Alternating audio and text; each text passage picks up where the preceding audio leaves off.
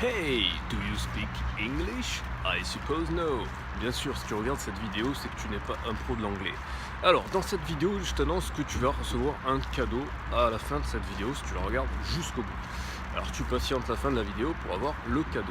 L'astuce du jour. Alors, aujourd'hui, je vais te présenter une application qui a aussi un site internet qui va te permettre de progresser en anglais et d'ailleurs, éventuellement dans d'autres langues si tu es intéressé par l'apprentissage d'autres langues étrangères. Alors comment est-ce que ça s'appelle et comment est-ce que ça fonctionne? Eh bien ça s'appelle Tandem. Tandem pourquoi? Parce que lorsque on fait un apprentissage avec quelqu'un, eh bien qui est un apprentissage linguistique réciproque, on appelle ça un tandem parce que le tandem c'est un vélo qui se pilote à deux, qui se conduit à deux et où nécessairement les deux personnes doivent travailler de concert. Et bien là c'est pareil, tu vas donc sur cette application, c'est un réseau social qui met en contact des gens qui veulent apprendre des langues étrangères et le principe c'est que lors de la construction de ton profil, tu indiques quelles sont les langues, quelle est ta langue maternelle d'abord et ensuite tu indiques quelles sont les langues que tu veux apprendre. Et donc sur le profil de chaque individu, tu vas voir quelle est sa langue maternelle et quelles sont les langues qu'il sait parler, parce qu'il y a aussi la possibilité de rajouter le fait d'avoir par exemple plusieurs langues maternelles pour les gens qui sont bilingues, ou une langue maternelle mais des langues où on est très à l'aise par exemple. Et tu peux même indiquer le niveau plus ou moins précisément de chacune des langues que tu parles ou que tu veux apprendre. Du coup tu vas avoir accès à une communauté de gens qui vont de partout dans le monde. Il faut savoir qu'il y a quand même des dominantes, à savoir que sur l'application tu rencontreras quand même beaucoup plus de Chinois et de Russes notamment. Mais tu trouveras des Brésiliens, des Américains, des Israéliens, des Iraniens, des je sais pas ce que tu veux, Indiens, ou Yé, ou bref, tu trouveras des gens partout dans le monde. Donc cette application, comme je viens de te le dire, elle va te permettre de partager tes connaissances avec quelqu'un qui veut apprendre le français.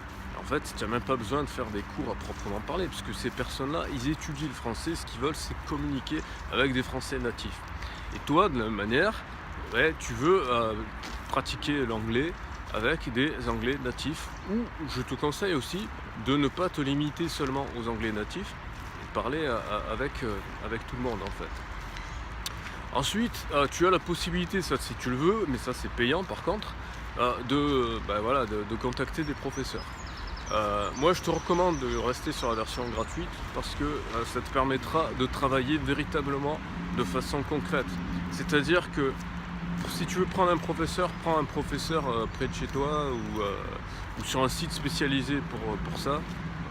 Mais si tu veux pratiquer, c'est complémentaire. C'est-à-dire que avoir un professeur c'est bien, mais que tu aies un professeur ou que tu n'en aies pas, c'est très bien d'avoir des contacts avec des personnes sans que ça soit sous la forme de cours.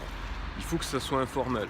Alors si tu as un professeur, il faut qu'il soit suffisamment souple pour que tu ne sois pas en mode scolaire, parce que les situations scolaires sont des situations artificielles. Donc évidemment, si tu prépares un examen, c'est très bien. Mais si ton objectif c'est de voyager, si ton objectif c'est d'aller dans un autre pays, de communiquer avec des vrais gens, il est très important que tu prennes l'habitude de communiquer avec des vrais gens parce que ça ne peut pas être reproduit dans des cours en fait. Voilà, donc ça c'est extrêmement important de garder à l'esprit parce que c'est la façon naturelle de communiquer.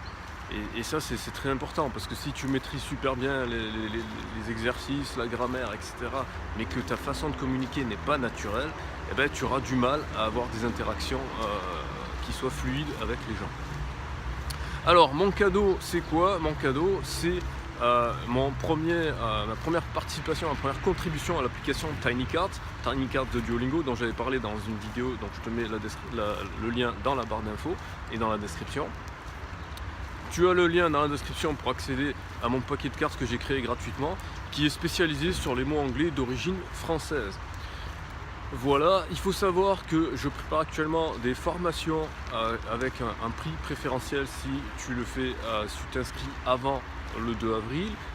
Pour plus d'informations par rapport à toutes ces formations, parce qu'il y en a plusieurs, au moins 5, je crois, de mémoire, notamment sur les mots anglais d'origine française, mais aussi des formations complètes pour devenir autonome en anglais en 3 mois.